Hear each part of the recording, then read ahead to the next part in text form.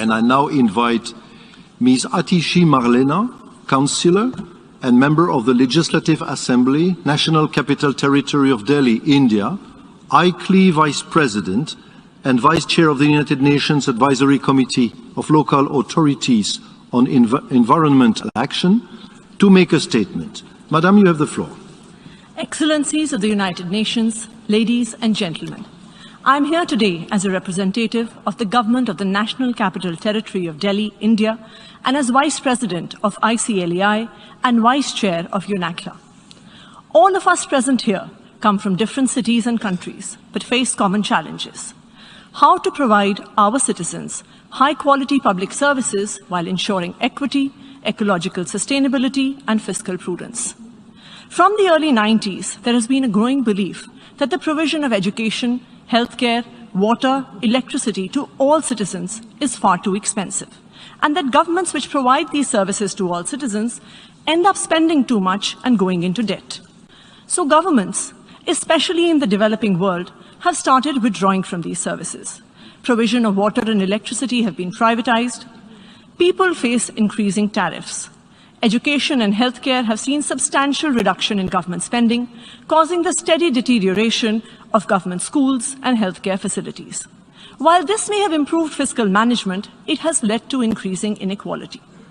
However, in the last 7 years in Delhi, a city of 30 million residents, we have shown that we can do both, provide high-quality public services while running a fiscally responsible government. In 2015, a new party that was formed out of a nationwide anti-corruption movement came into power in Delhi, led by Chief Minister Mr. ARVIND Kejriwal. We faced many challenges. Delhi had some of the highest electricity tariffs in the country. The financial health of power distribution companies was poor, power cuts were frequent, the government water utility was facing losses, government schools and hospitals were failing, and families were shifting to private providers for the same. However, in the last 7 years, the Delhi government has turned all this around. We now have 24/7 electricity, some of the lowest electricity tariffs in the country. 4 million households get a zero electricity bill. The financial health of power distribution companies has improved. More than 1,500 residential areas in the city of Delhi have got piped water supply for the first time. The water utility is no longer in the red. Government schools have been performing better than private schools for the last 5 years. Just last year, 200,000 students shifted from private schools to government schools in Delhi. Mohalla clinics are providing free healthcare to citizens at a low cost to the government. And all this has been achieved with increasing revenues and budget sizes. The total budget of the government of Delhi has increased from 300 billion rupees in 2015 to 750 billion in 2022.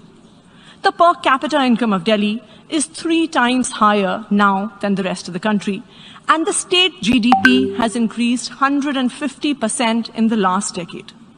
Delhi is now the only state government in all of India that does not have a fiscal deficit.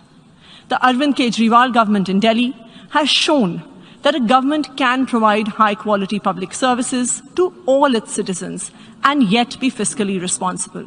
And it is these very public services that, in fact, lead to greater economic growth. Thank you.